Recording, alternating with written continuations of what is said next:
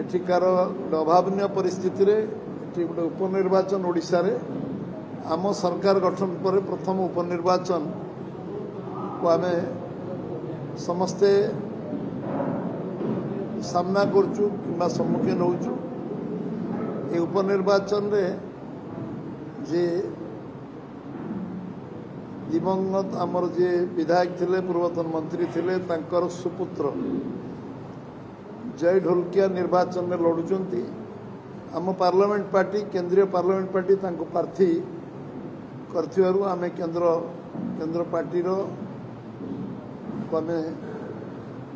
धन्यवाद दउचु। केंद्रीय सभापति अमित जी आमर यशस्वी प्रधानमंत्री नरेंद्र भाई मोदी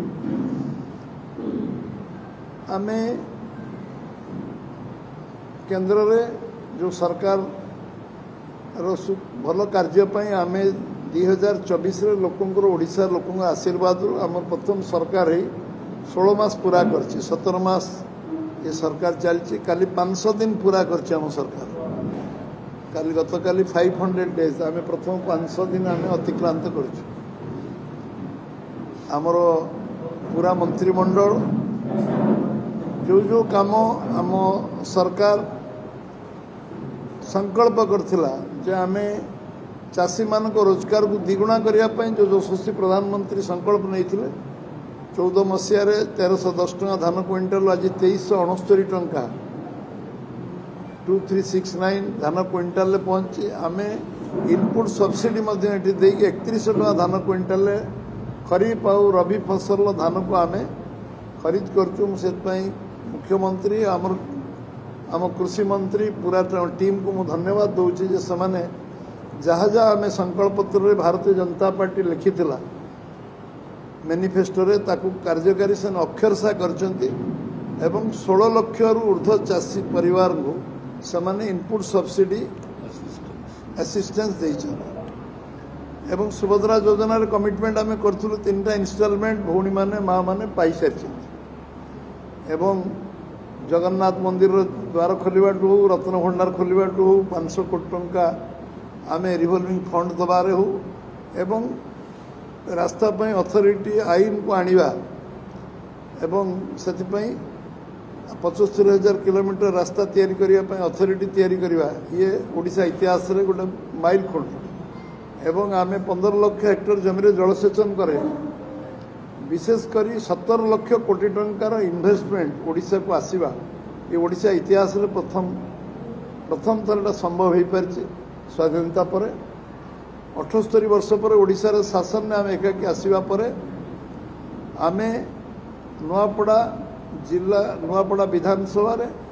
1101 कोटी टंकार इन्वेस्टमेंट एठी करी बोली आमे एठी आमे प्रतिश्रुतिबद्ध विभिन्न काम हो सारी। मेडिकल कॉलेज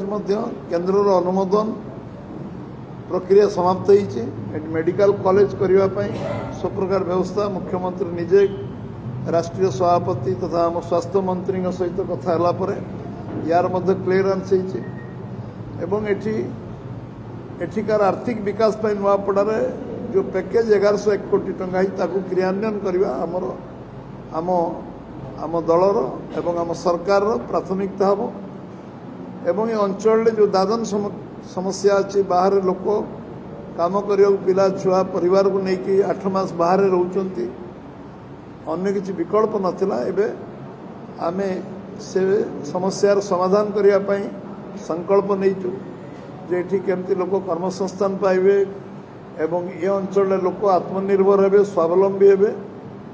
एवं जो आम प्रधानमंत्री का स्वप्न अच्छी ओडिशा 1 नंबर राज्य रे परिणत हम नुआपड़ा को मध्य आमे विकसित कले ओडिशा 1 नंबर राज्य हम। ये उपनिर्वाचन आम पई गोटे दायित्व गोटे आह्वान एवं आमे ताको स्वीकार करचु जे आज नुआपड़ा को तार सामग्रिक विकास करिवारे आम दल कौन पदक्षेप कौन कमी करनी सबु कार्यक्रम को आगू को नब एवं आमे समस्ते जनसाधारण को आग्रह करचु अनुरोध करचु जे ସେମାନେ ଭାରତୀय जनता पार्टी को समर्थन देइचंती सरकार करचंती 21 ରୁ 20 एमपी जितेइचंती ओडिशा सरकार होइचे ये उपनिर्वाचन रे जितिले नुआपड़ा अंचल जो जो स्वप्न अच्छी लोकों मन रे जो 78 वर्ष मौलिक समस्या पाई समाधान पाई जो अपेक्षा अच्छी निश्चित भाव पूरा करिवारे आमे समर्थ हबु।